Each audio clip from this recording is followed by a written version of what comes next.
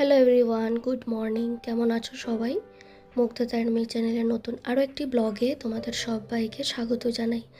আশা রাখছি যে যেখান থেকে আজকে আমার এই ভিডিওটি দেখছো তোমরা সবাই খুব ভালো আছো, এমনকি আমরাও খুব ভালো আছি। আর আজকে হচ্ছে শনিবার, ঘড়িতে বাজে সকাল ওই 8টা মতো। তবে চলো আজকের ব্লগটা এখান থেকে শুরু করলাম তোমাদের সবাইকে সঙ্গে নিয়ে। আজ যেহেতু শনিবার, সকাল থেকে অনেকটাই কাজ বাজ ছিল, তো সবগুলো সেরে ফেললাম। আর এখন আমি মামামের টিফিনটা গুছিয়ে নিচ্ছি।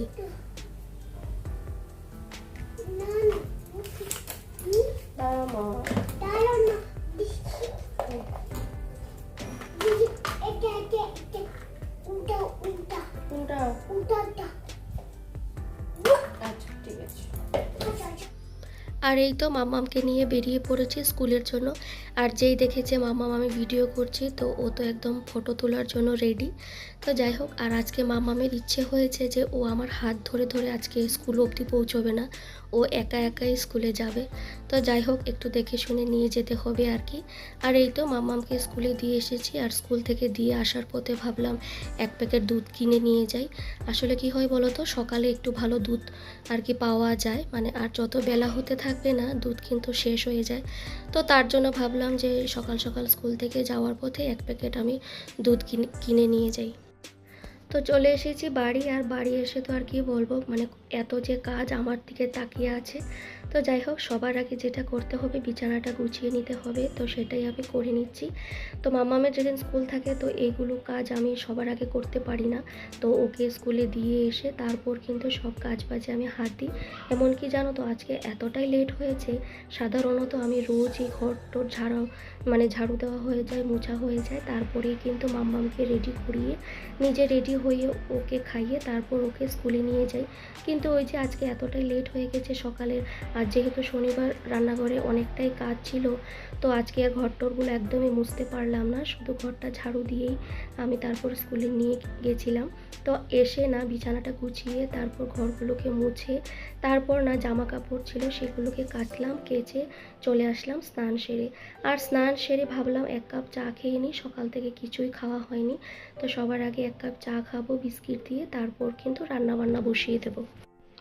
আর বন্ধুরা, তোমরা হয়তো আমার ভয়েস শুনে বুঝতে পারছো আমি ঠিক ভালো করে কথা বলতে পারছি না, গলা থেকে আমার আওয়াজ বেরোচ্ছে না। তো তোমরা প্লিজ একটু মানিয়ে গুছিয়ে দেখে নিও ভিডিওটা। তো যাই হোক, আর আজ যেহেতু শনিবার, আজকে নিরামিষ, তো নিরামিষের দিন তো ডাল ভাজা এগুলো করতেই হয়। আর বিশেষ করে বেগুন ভাজা আমাকে করতেই হয়, কারণ আমিও যেমন বেগুন ভাজা খেতে পছন্দ করি, আমার মামাও কিন্তু বেগুন ভাজা খেতে ভীষণ পছন্দ করে। তো যাই হোক, বেগুনগুলোকে কেটে না আমি নুন হলুদ আর কয়েক দানা চিনি দিয়ে মেখে রেখেছিলাম, তাতে করে না তেলটা খুব কম লাগে বেগুন ভাজতে। আর দেখবে বেগুন ভাজাতে কিন্তু অনেকটা তেলের প্রয়োজন হয়।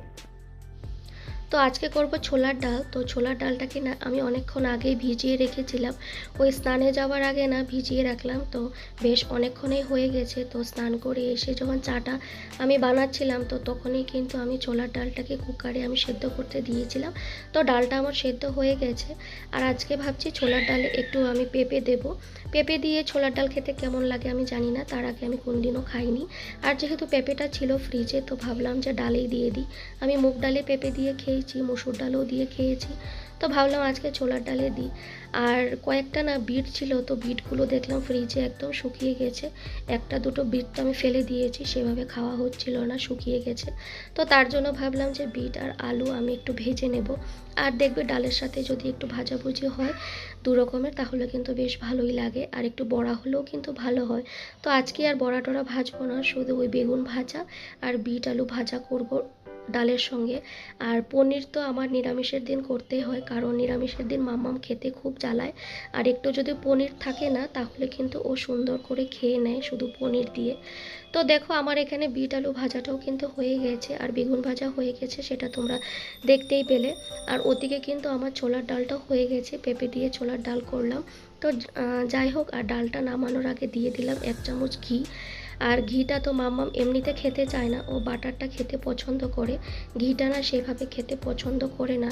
তো আমি নিরামিষের দিন ডাল বলো বা তরকারি বলো যেটাই রান্না করি না, আমি না ঘিটা দিই, যাতে মাম্মাম তো খাবে, তো যাতে ও ঘিটা খেতে পারে।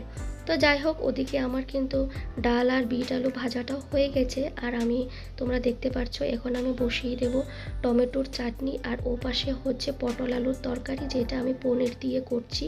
আর এদিকে না বসিয়ে দিলাম টমেটোর চাটনি।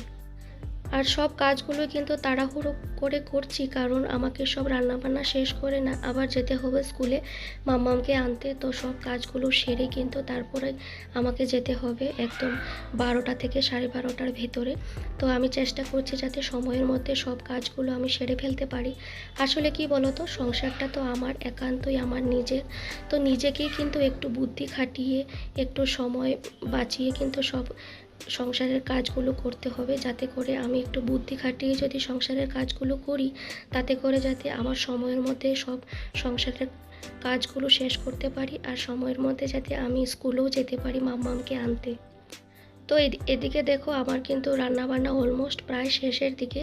আর শুধু টমেটো চাটনিটা হবে। আর নিরামিষের দিন দেখবে যদি শেষ পাতে একটু চাটনি হয় তাহলে কিন্তু মন্দ হয় না। আর বিশেষ করে আমার হাজব্যান্ড তো একটু চাটনি ওগুলো খেতে ভীষণই পছন্দ করে, সেটা আমের চাটনি বলো আর টমেটো চাটনি বলো। তো যাই হোক, সেটাই আমি এখন বসিয়ে দিচ্ছি। আর এই যে বেড কাভারগুলো দেখছো, সেগুলো কিন্তু কালকেই আমি কেচে দিয়েছিলাম। আসলে অনেকগুলো কাপড় কেচেছিলাম, যেহেতু অম্বুবাচী শেষ হয়েছে তো কাচাকুচি তো করতেই হবে বিছানাগুলো।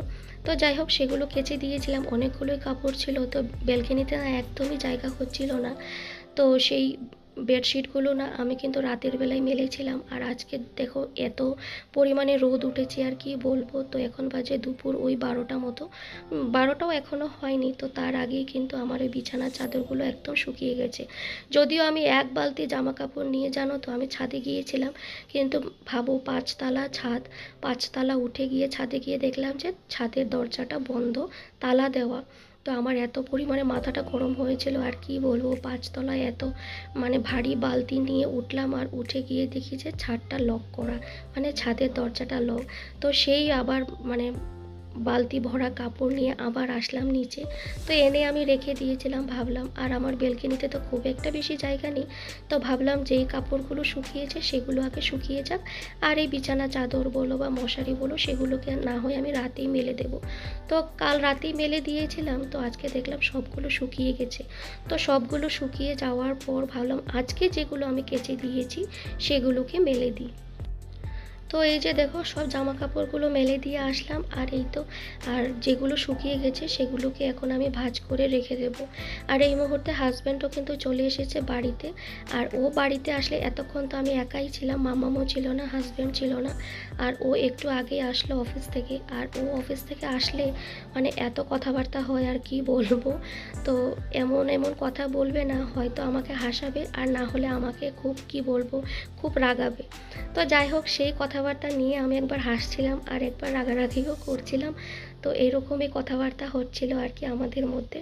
তো ও খুব তাড়াহুড়ো করছে, আসলে আমাকে আর যেতে হচ্ছে না স্কুলে। তো বললো যে আমি যদি সব কাজগুলো সেরে ফেলতে পারি। আসলে কি হয় বলো তো, আজকে তো শনিবার, ও অফিস থেকে এসে সবার আগে স্নান করবে, তারপর কিন্তু মন্দিরে যাবে, পুজো করবে, তারপর বাড়ি এসে চাটা খাবে, কিছু একটা খাবে, তারপর যাবে স্কুলে মাম্মামকে আনতে।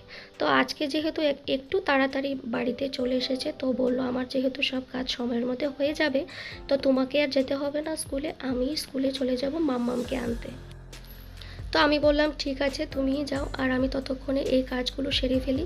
আসলে মাম্মাম স্কুল থেকে আসার আগে আগেই কিন্তু আমাকে সবগুলো সেরে ফেলতে হবে।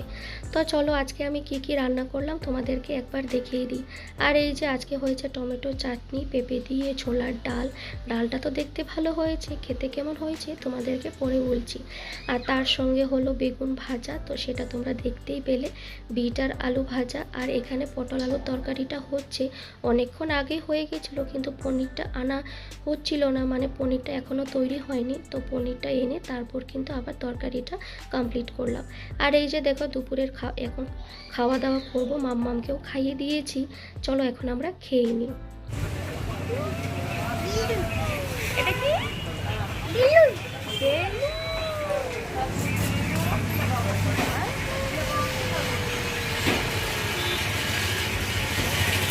আর এই তো সন্ধ্যাবেলা গিয়েছিলাম বাইরে, আর গিয়ে তো মাম্মামকে একটা বড় দেখে বেলুন কিনে দিলাম।